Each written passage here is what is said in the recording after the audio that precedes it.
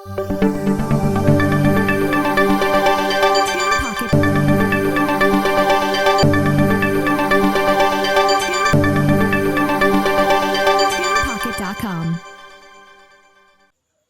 the next topic, Wheatstone bridge. എന്താണ് Wheatstone bridge എന്ന് നോക്കാം. It is an arrangement of 4 resistors connected like this is called Wheatstone bridge, and it is used to find out the value of unknown resistance with the help of 3 known resistors. Now, between the diagonal point A and C, a cell of EMF E is connected, and between the diagonal point B and D, a sensitive galvanometer G is connected. Now, the value of P, Q, R and S are adjusted such that there is no current flow through the galvanometer. Then the bridge is said to be balanced. Now the condition for balancing the bridge is, derivation സൈഡിലോട്ടേക്ക് പോകുന്നില്ല, bridge balance ആകാനുള്ള condition ആണ് P by Q equal to R by S. This is the condition for balancing the bridge. Okay. Now, bridge balance ആയിരിക്കുന്ന സമയത്ത് എന്തുകൊണ്ടാണ് ഗാൽവനോമീറ്ററിലൂടെ current pass ചെയ്യാത്തതെന്ന് അറിയാമോ? Bridge ബാലൻസിൽ ആയിരിക്കുന്ന സമയത്ത് ഈ പോയിന്റിലെ പൊട്ടൻഷ്യലും ഈ പോയിന്റിലെ പൊട്ടൻഷ്യലും സെയിം ആയിരിക്കും. So the potential difference between B and D is 0. So no current is passed through the galvanometer. അപ്പൊ ഈ ഫോർമുല ഉപയോഗിച്ചുകൊണ്ട് ക്യൂവും ആറും എസും അറിയാമെങ്കിൽ പി കണ്ടുപിടിച്ചൂടെ? So it is used to find out the value of unknown resistance with the help of known resistance. Okay. ഇവിടെ ഇത് വെച്ചുകൊണ്ട് നെറ്റ്വർക്ക് സൈഡിലെ ഒരു പ്രോബ്ലം സോൾവ് ചെയ്യുന്നത് ശ്രദ്ധിച്ചോളൂ. ഇതൊരു വീസ്റ്റേൺ ബ്രിഡ്ജ് ആണ്.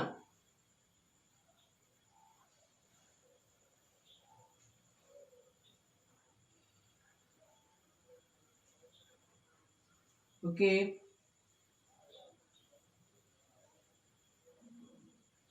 Here resistor value 10 ohm. Here resistor value 10 ohm. This is also 10 ohm. This is 10 ohm. And this is also 10 ohm. Now I want to calculate the equivalent resistance between A and B. How we can find out it? ഇവിടെ എങ്ങനെ നോക്കിയാലും ഒരു റെസിസ്റ്ററിനെ പോലും നമുക്ക് series ആയിട്ടോ പാരലലോ ആയിട്ട് എടുക്കാൻ സാധിക്കില്ല. എന്തുകൊണ്ടാണ് ഇത് രണ്ടും സീരീസ് ആയിട്ട് എടുക്കാൻ പറ്റാത്തത്? ഇവിടുന്ന് ഇങ്ങോട്ടേക്ക് ഒരു ബ്രാഞ്ചിങ് വരുന്നുണ്ട് അല്ലെ? അതേപോലെ ഇത് രണ്ടും സീരീസ് ആയിട്ട് എടുക്കാൻ പറ്റാത്തത് ഇവിടുന്ന് ഇങ്ങോട്ടേക്ക് മറ്റൊരു ബ്രാഞ്ചിങ് വരുന്നുണ്ട്. അതുപോലെ ഇത് രണ്ടും സീരീസ് ആയിട്ട് എടുക്കാൻ പറ്റില്ല, ഇവിടുന്ന് ബ്രാഞ്ചിങ് വരുന്നുണ്ട്. അങ്ങനെ എങ്ങനെ നോക്കുകയാണെങ്കിലും ഒന്നുപോലും സീരീസിലുമല്ല പാരലലുമല്ല. പിന്നെ എങ്ങനെ സോൾവ് ചെയ്യാം? പക്ഷെ എല്ലാവർക്കും അറിയാം ഇതൊരു വീസ്റ്റേൺ ബ്രിഡ്ജ് ആണ് അല്ലെ? ആദ്യം ഈ ബ്രിഡ്ജ് ബാലൻസ്ഡ് ആണോ നോക്കുക. ബാലൻസ് ആകാനുള്ള കണ്ടീഷൻ നിങ്ങൾക്കറിയാം. P by Q equal to R by S അല്ലേ? So 10 by 10 equal to 10 by 10 അല്ലേ? So we can write therefore bridge is balanced. Bridge is balanced. Now നമുക്കറിയാം ബ്രിഡ്ജ് ബാലൻസ്ഡ് ആണെങ്കിൽ ഈ പോയിന്റിലെ പൊട്ടൻഷ്യലും ഈ പോയിന്റിലെ പൊട്ടൻഷ്യലും സെയിം ആയിരിക്കും. That means there is no current flows through this resistor. അതുകൊണ്ട് ഈ റെസിസ്റ്ററിനെ നമുക്ക് ഇവിടുന്ന് റിമൂവ് ചെയ്യാം. കാരണം ഈ റെസിസ്റ്ററിനകത്തൂടെ കറണ്ട് പാസ് ചെയ്യാത്തത് കാരണം ഈ റെസിസ്റ്റർ ഇവിടെ ഉള്ളതും ഇല്ലാത്തതും ഒരുപോലെയാണ്. ഈ റെസിസ്റ്ററിനെ ഇവിടുന്ന് റിമൂവ് ചെയ്ത് കഴിഞ്ഞാൽ നമുക്ക് ഈ സർക്യൂട്ടിനെ ഇങ്ങനെ മാറ്റി വരച്ചൂടെ?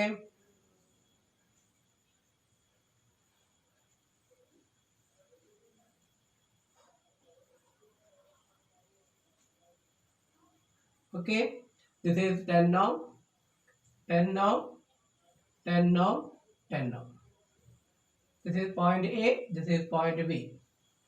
ഇനി നോക്കൂ, ഇപ്പോൾ ഈ രണ്ട് റെസിസ്റ്ററും സീരീസിലാണല്ലോ.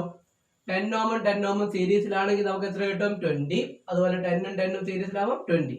അപ്പൊ സർക്യൂട്ട് വീണ്ടും ഇങ്ങനെയായിട്ട് മാറി. ഇത് 20 ഓം, this is also 20 ohm. Okay, ഈ രണ്ട് റെസിസ്റ്ററും കൂടെ ചേർന്നിട്ടാണ് 20 ഓം ആയിരിക്കുന്നത്. അതുപോലെ ഈ രണ്ട് റെസിസ്റ്ററും കൂടെ ചേർന്നിട്ട് ഇത് 20 ഓം ആയിട്ട് മാറും. ഇപ്പോൾ ഈ രണ്ട് 20 ഓം റെസിസ്റ്ററും ഇപ്പോൾ പാരലൽ അല്ലേ? അങ്ങനെയാണെങ്കിൽ RAB ഈക്വൽ ടു എന്ത് വരും? RAB ഈക്വൽ ടു നമുക്കറിയാം ഐഡന്റിക്കൽ റെസിസ്റ്റർ ആണെങ്കിൽ R/N ആണ് ഫോർമുല. R എത്രയാണ് ഇവിടെ? 20 ഓം ഡിവൈഡഡ് ബൈ എത്ര ഉണ്ട്? 2 ആണ് അല്ലേ? പെന്നിന്റെ സ്ഥാനത്ത് 2. ദാറ്റ് ഈസ് ഈക്വൽ എത്ര കിട്ടും? 10 ഓം. Okay, so the equivalent resistance between A and B is 10 ohm. ഇപ്പോൾ ഒരു കാര്യം ശ്രദ്ധിക്കേണ്ടത്, ഒരു വീറ്റൺ ബ്രിഡ്ജിന്റെ എല്ലാ ആമിലെയും റെസിസ്റ്ററിന്റെ വാല്യൂ സെയിം ആണെങ്കിൽ equivalent resistance between A and B എത്ര തന്നെയായിരിക്കും? ആ വൺ ഓഫ് ദി ആമിലുള്ള റെസിസ്റ്ററിന്റെ വാല്യൂ തന്നെയായിരിക്കും. ഫോർ എക്സാമ്പിൾ ഇതെല്ലാം 100 ഓം ആണെന്ന് ഇരിക്കട്ടെ, നടുക്കത്തെ എന്തോ ആയിക്കൊള്ളട്ടെ, equivalent resistance between A and B is again 100 ohm. Okay, next topic, meter bridge. Now, എന്താണ് meter bridge എന്ന് നോക്കാം. It is the simplest practical form of Wheatstone bridge and it is used to find out the value of unknown resistance with the help of a known resistance. Now, it consists of a uniform resistance wire of length 100 cm which is stretched between two copper strips. Okay, അതായത് എ ബി എന്ന് പറയുന്നത് ഒരു uniform resistance wire ആണ്. അതിന്റെ length 100 centimetre ആണ്. It is structured between two copper strips on a wooden board. Okay, now ഇവിടെ നമുക്ക് രണ്ട് ഗ്യാപ്പ് കാണാം. ഒരു ലെഫ്റ്റ് ഗ്യാപ്പും ഉണ്ട്, റൈറ്റ് ഗ്യാപ്പും ഉണ്ട്. നൗ ലെഫ്റ്റ് ഗ്യാപ്പിലാണ് നമ്മൾ അൺനോൺ റെസിസ്റ്റൻസ് കണക്ട് ചെയ്തിരിക്കുന്നത്. റൈറ്റ് ഗ്യാപ്പിലാണ് ഒരു നോൺ റെസിസ്റ്റൻസ് കണക്ട് ചെയ്തിരിക്കുന്നത്. നൗ ഇവിടെ നിന്ന് ഒരു ഗാൽനോമീറ്റർ ആയിട്ട് കണക്ട് ചെയ്തിട്ടുണ്ട്. ഗാൽനോമീറ്ററിന്റെ ഒരു എൻഡ് ജോക്കിയുമായിട്ട് കണക്ട് ചെയ്തിട്ടുണ്ട്. നൗ എ എന്ന പോയിന്റിൽ നിന്നും ഒരു സെല്ലിന്റെ പോസിറ്റീവ് ടെർമിനൽ കണക്ട് ചെയ്തിട്ടുണ്ട്. നെഗറ്റീവ് ടെർമിനൽ ബിയുമായിട്ട് കണക്ട് ചെയ്തിട്ടുണ്ട് ത്രൂ എ കീ. ഓക്കെ, ഇത്രയും കണക്ട് ചെയ്തതിന് ശേഷം ഈ ജോക്കി എടുത്തിട്ട് എ എന്ന പോയിന്റിൽ ടച്ച് ചെയ്യുക. അപ്പൊ നമുക്ക് ഒരു സൈഡിൽ ഡിഫ്ലക്ഷൻ ലഭിക്കുന്നതായിട്ട് കാണാം. ഇനി ജോക്കി എടുത്തിട്ട് ബി എന്ന എൻഡിൽ ടച്ച് ചെയ്യുകയാണെങ്കിൽ ഓപ്പോസിറ്റ് സൈഡിൽ ഡിഫ്ലക്ഷൻ ലഭിക്കുകയാണെങ്കിൽ ഈ സർക്യൂട്ട് കണക്ട് ചെയ്തിരിക്കുന്നത് ശരിയാണെന്ന് മനസ്സിലാക്കാം. അതിനുശേഷം ഈ ജോക്കി ഈ വയറിനകത്തൂടെ ഇങ്ങനെ മൂവ് ചെയ്ത് ഒരു പർട്ടിക്കുലർ പോയിന്റ് എത്തുമ്പോൾ ഗാൽനോമീറ്ററിലെ ഡിഫ്ലക്ഷൻ 0 ആയിരിക്കും. അങ്ങനെയാണെങ്കിൽ ഈ ബ്രിഡ്ജ് എന്തിലാണെന്ന് പറയാം? ബാലൻസ്ഡ് ആണെന്ന് പറയാം അല്ലേ? ആ ബാലൻസിങ് ലെങ്ത് L ആണെന്ന് ഇരിക്കട്ടെ. അപ്പൊ ഈ ലെങ്ത് L ആണെങ്കിൽ സ്വാഭാവികമായിട്ട് ഈ ലെങ്ത് എത്ര വരിക? 100 മൈനസ് L. കാരണം ഈ വയറിന്റെ ടോട്ടൽ ലെങ്ത് എന്ന് പറയുന്നത് 100 സെന്റിമീറ്റർ ആണ് അല്ലേ? നോ, ഇനി ഇതിന്റെ ഡെറിവേഷൻ പാർട്ടിലേക്ക് കടക്കുന്നില്ല. അപ്പൊ ഈ ബ്രിഡ്ജ് ബാലൻസ്ഡ് ആകുന്ന കേസിൽ നമുക്ക് ഈ എക്സ്റ്റേണൽ റെസിസ്റ്ററിന്റെ വാല്യൂ കാണാനുള്ള ഫോർമുലയാണ് X equal to RL divided by 100 minus L. By using this formula, we can find out the unknown resistance. Here, R is the non-resistance which is connected in the right gap, L is the balancing length, and X is the unknown resistance. Okay, അപ്പോൾ ഈ formula ഉപയോഗിച്ചുകൊണ്ട് നമുക്ക് metre ബ്രിഡ്ജിന്റെ സഹായത്തോടു കൂടെ എന്ത് കണ്ടുപിടിക്കാൻ സാധിക്കും? Unknown റെസിസ്റ്റൻസിന്റെ വാല്യൂ കാൽക്കുലേറ്റ് ചെയ്യാൻ സാധിക്കുന്നതാണ്. അപ്പം ഇതിന്റെ കൂടുതൽ ഡീറ്റെയിൽസിലോട്ടേക്ക് കടക്കുന്നില്ല. ഇവിടെ മെയിൻ ആയിട്ട് പഠിക്കേണ്ട ഒരു ഫോർമുലയാണ് X equal to RL divided by 100 minus L. Okay, now the next topic, potentiometer. Let us see what is potentiometer. It is a device used to measure the potential difference accurately, comparing the EMF of two cells, and also it is used to measure the internal resistance of a cell. ഇവിടെ നോക്കൂ, സാധാരണ നമ്മളൊരു സെല്ലിന്റെ EMF measure ചെയ്യാൻ വേണ്ടിയിട്ട് volt meter ഉപയോഗിക്കാറുണ്ട് ലാബിൽ അല്ലേ? പക്ഷേ നമുക്ക് ആ സെല്ല് ഉപയോഗിച്ച് കിട്ടുന്ന EMF എക്സാക്ട് വാല്യൂ ആയിരിക്കില്ല. നമുക്ക് ലഭിക്കുന്നത് ടെർമിനൽ പേടിയാണ്. ആ സെല്ലിന്റെ EMFനേക്കാൾ ഒരു അല്പം കുറവായിരിക്കും. എന്താണ് അതിന് കാരണം എന്ന് നോക്കാം. ഇതൊരു സെല്ലാണെന്നിരിക്കട്ടെ. അപ്പൊ ഈ സെല്ലിന് അക്രോസ് നമ്മളൊരു വോൾട്ട് മീറ്റർ കണക്ട് ചെയ്യുകയാണെങ്കിൽ വോൾട്ട് മീറ്ററിന് ഒരു certain high value of resistance ഉണ്ട്. അപ്പൊ ചെറിയ തോതിലെങ്കിലും ഒരു കറണ്ട് ഈ വോൾട്ട് മീറ്ററിനകത്തൂടെ പാസ് ചെയ്യും. അത് കാരണം നമുക്ക് ലഭിക്കുന്നത് EMF-നേക്കാൾ കുറച്ചുകൂടെ കുറവായിരിക്കും ഈ വോൾട്ട് മീറ്റർ കാണിക്കുന്ന റീഡിംഗ്. അതുകൊണ്ട് വോൾട്ട് മീറ്റർ റീഡ് ചെയ്യുന്ന EMF അല്ലെങ്കിൽ വോൾട്ട് മീറ്റർ ഉപയോഗിച്ചുകൊണ്ട് നമുക്ക് ഒരിക്കലും ഒരു സെല്ലിന്റെ EMF ആക്യുറേറ്റ് ആയിട്ട് മെഷർ ചെയ്യാൻ സാധിക്കുകയില്ല. കാരണം നമ്മൾ ഐഡിയൽ വോൾട്ട് മീറ്റർ ആണെങ്കിൽ ഓക്കെ, പക്ഷെ പ്രാക്ടിക്കലി ഐഡിയൽ വോൾട്ട് മീറ്റർ സാധ്യമല്ലല്ലോ. ഐഡിയൽ വോൾട്ട് മീറ്ററിന്റെ റെസിസ്റ്റൻസ് ഇൻഫിനൈറ്റ് ആണ്. അപ്പൊ ഐഡിയൽ വോൾട്ട് മീറ്റർ കണക്ട് ചെയ്യുമ്പോൾ ഈ സെല്ലിൽ നിന്ന് കറണ്ട് ഡ്രോ ചെയ്യില്ല. അപ്പൊ ആ സമയത്ത് കിട്ടുന്ന റീഡിംഗ് എക്സാക്ട്ലി കറക്റ്റ് ആയിരിക്കും, ആക്യുറേറ്റ് ആയിരിക്കും. പക്ഷെ practically it is not possible. So we cannot measure the EMF of a cell accurately by using voltmeter, but that can be done by using a potentiometer because it is a null deflection method. Now ഇനി അടുത്തതായിട്ട് പൊട്ടൻഷ്യോമീറ്ററിന്റെ principle എന്താണെന്ന് നോക്കാം.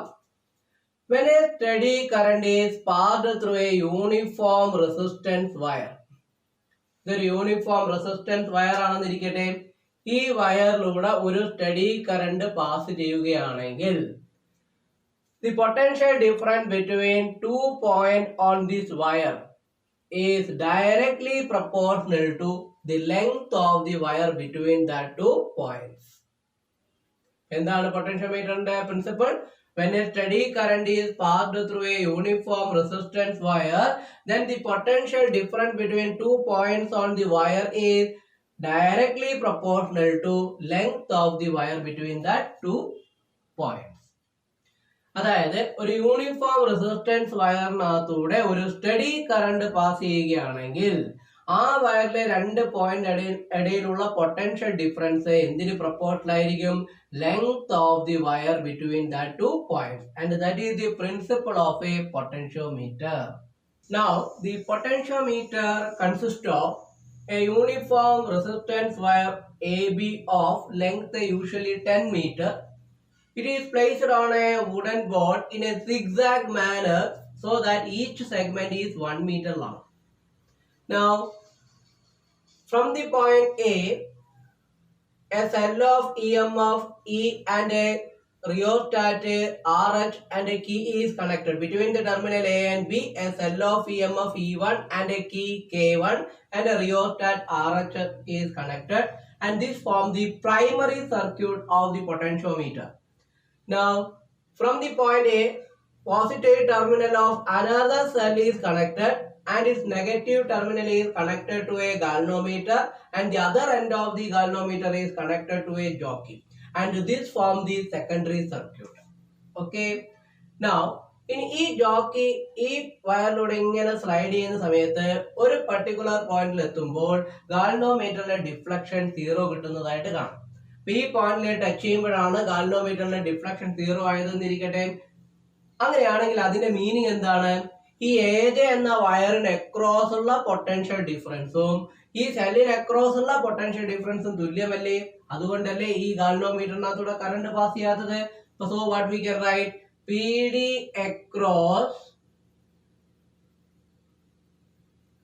across the wire AJ equal to what we can write is cell across the potential difference when no current is drawn from the cell is equal to EMF. We can write EMF of the cell. Now, how we can find out the PD across the wire AJ? ഈ balancing length L ആണെന്ന് ഇരിക്കട്ടെ, ഈ വയറിലൂടെ pass ചെയ്യുന്ന current I ആണെങ്കിൽ ഈ വയറിന്റെ resistance per unit length small letter R ആണെങ്കിൽ what is the resistance of the wire AJ? L. റെസിസ്റ്റൻസിനെ കറണ്ട് കൊണ്ട് മൾട്ടിപ്ലൈ ചെയ്യുമ്പോഴാണല്ലോ പൊട്ടൻഷ്യൽ ഡിഫറൻസ് കിട്ടുക. So we get I into L into R, where R is the resistance per unit length of the potentiometer wire. That is equal to EMF E. Now ഇനി നോക്കൂ, ഇവിടെ study current ആണ് ഈ വയറിനകത്തൂടെ pass ചെയ്യുന്നത്. Pi constant ആണ്. R എന്ന് പറയുന്നത് resistance per unit length ആണ്, അതും കോൺസ്റ്റന്റ് ആണ് അല്ലേ. So we can write E directly proportional to L. അതായത് സെക്കൻഡറിൽ കണക്ട് ചെയ്യുന്ന സെല്ലിന്റെ EMF എന്തിന് പ്രൊപ്പോർഷണൽ ആയിരിക്കും? ബാലൻസിങ് ലെങ്തിന് പ്രൊപ്പോർഷണൽ ആയിരിക്കും. അടുത്തതായിട്ട് ഇനി ഈ പൊട്ടൻഷ്യോമീറ്ററിന്റെ അപ്ലിക്കേഷൻസ് നോക്കാം. അതിൽ ഒന്നാമത്തെ അപ്ലിക്കേഷൻ ആണ് comparison of EMF of 2 cell. അതിനെന്തൊക്കെയാണ് ചെയ്യുന്നത് നോക്ക്. ആദ്യം E1 EMF ഉള്ള ഒരു സെല്ലിനെ ഈ സെക്കൻഡറി സർക്യൂട്ടിൽ കണക്ട് ചെയ്ത് കറസ്പോണ്ടിങ് ബാലൻസിംഗ് ലെങ്ത് മെഷർ ചെയ്യുന്നു. ആ ബാലൻസിംഗ് ലെങ്ത് L1 ആണെങ്കിൽ നമുക്ക് എന്ത് എഴുതാം? E1 പ്രൊപ്പോർഷണൽ ടു L1 എന്ന് എഴുതിക്കൂടെ? ഇനി E1ന് പകരം മറ്റൊരു സെല്ല് കണക്ട് ചെയ്യുന്നു. ആ സെല്ലിന്റെ EMF E2 ആണെന്ന് ഇരിക്കട്ടെ. Corresponding balancing length L2 measure ചെയ്യുന്നു. അങ്ങനെയാണെങ്കിൽ നമുക്ക് എന്ത് എഴുതാം? E2 directly proportional to L2. അങ്ങനെയാണെങ്കിൽ ഈ രണ്ട് ഇക്വേഷൻ ഡിവൈഡ് ചെയ്യുമ്പോൾ what we get? E1 by E2 is equal to L1 by L2. Okay, അപ്പൊ ഇവിടെ നമുക്ക് E1 അൺനോൺ ആണെന്ന് ഇരിക്കട്ടെ. then L1 L2 മെഷർ ചെയ്ത് കഴിഞ്ഞാൽ E2 ന്റെ വാല്യൂ അറിയാമെങ്കിൽ E1 ന്റെ വാല്യൂ കാൽക്കുലേറ്റ് ചെയ്തൂടെ? This is the one of the application of potentiometer. Now let us see how we can measure the internal resistance of a cell by using potentiometer. This is the circuit arrangement used for measuring the internal resistance of a cell. അപ്പോൾ നമുക്ക് ഈ സെല്ലിന്റെ EMF ആണ് internal resistance ആണ് measure ചെയ്യേണ്ടത്. അതിനെ നമ്മൾ secondary സർക്യൂട്ടിലാണ് connect ചെയ്യുന്നത്. ആ സെല്ലിന് അക്രോസ് ഒരു നോൺ റെസിസ്റ്റൻസ് കണക്ട് ചെയ്തിട്ടുണ്ട് ത്രൂ എ കീ കെ. ഇവിടെ കീയുടെ യൂസ് എന്താണെന്ന് നോക്കൂ. കീ ഇൻസേർട്ട് ചെയ്യുകയാണെങ്കിൽ ഈ റെസിസ്റ്റൻസ് ഈ സെല്ലുമായിട്ട് കണക്റ്റഡ് ആണ്. കീ റിമൂവ് ചെയ്യുകയാണെങ്കിൽ ഈ റെസിസ്റ്റൻസ് സെല്ലുമായിട്ട് കണക്റ്റഡ് അല്ല. ആദ്യം ഈ കീ റിമൂവ് ചെയ്തുകൊണ്ട്, അതായത് ഈ എക്സ്റ്റേണൽ റെസിസ്റ്റൻസ് സെല്ലുമായി കണക്ട് ചെയ്യാതെ ബാലൻസിംഗ് ലെങ്ത് മെഷർ ചെയ്യുക. L1 ആണ് ബാലൻസിംഗ് ലെങ്ത് എങ്കിൽ നമുക്ക് എന്ത് എഴുതാം? E1 directly proportional to L1 എന്ന് എഴുതിക്കൂടെ? നൗ അടുത്തതായിട്ട് ഈ കീ ഇൻസേർട്ട് ചെയ്യുക. ഇൻസേർട്ട് ചെയ്യുന്ന സമയത്ത് ഈ റെസിസ്റ്റൻസ് ഈ സെല്ലുമായിട്ട് കണക്റ്റഡ് ആണല്ലോ. അങ്ങനെയാണെങ്കിൽ ഈ റെസിസ്റ്ററിനകത്തൂടെ കറണ്ട് പാസ് ചെയ്യുകയും തന്മൂലം ഈ സെല്ലിന് അക്രോസ് നമുക്ക് ലഭിക്കുന്നത് ആ സെല്ലിന്റെ ടെർമിനൽ പി ഡി ആയിരിക്കും. ടെർമിനൽ പി ഡി കാണാനുള്ള ഫോർമുല നമുക്കറിയാം. ER divided by R plus R ആണല്ലോ. ഇപ്പോൾ ഈ സെല്ലിന് അക്രോസ് ഉള്ള പൊട്ടൻഷ്യൽ ഡിഫറൻസ് എന്ന് പറയുന്നത് ER divided by R plus R ആണല്ലേ. കറസ്പോണ്ടിങ് ബാലൻസിംഗ് ലെങ്ത് L2 ആണെങ്കിൽ what we can write? ER divided by R plus R directly proportional to L2. Now ഇനി ഈ രണ്ട് ഇക്വേഷനെ നമുക്ക് ഡിവൈഡ് ചെയ്യുകയാണെങ്കിൽ ഇവിടെ നമ്മൾ സെല്ലിന്റെ EMF E ആയിട്ടാണ് എടുത്തിരിക്കുന്നത്. So E directly proportional to L1. അപ്പൊ ഇവിടെ നമ്മൾ ഈ രണ്ട് ഇക്വേഷനെ നമ്മൾ ഡിവൈഡ് ചെയ്യുകയാണെങ്കിൽ what we get? A divided by ER divided by R plus R equal to what we can write? L1 divided by L2. ഇവിടെ എന്ത് സംഭവിക്കും? ഈ A ക്യാൻസൽ ആയത് മുകളിലോട്ടേക്ക് പോകും അല്ലേ. So R plus R divided by R equal to L1 by L2. 1 plus R by R equal to L1 by L2. R by R equal to what we can get? L1 by L2 minus 1. That is R by R equal to L1 minus L2 divided by L2. അങ്ങനെയാണെങ്കിൽ R equal എന്ന് കിട്ടും L1 minus L2 divided by L2 by using this into R. So by using this formula we can find out the internal resistance of a cell. ഇവിടെ ഓർത്തു വയ്ക്കേണ്ടത് ഈ L1 എന്ന് പറയുന്നത് balancing length when R is not included in this circuit. And L2 എന്ന് പറയുന്നത് balancing length when resistance R is connected across the cell and R is the external resistance.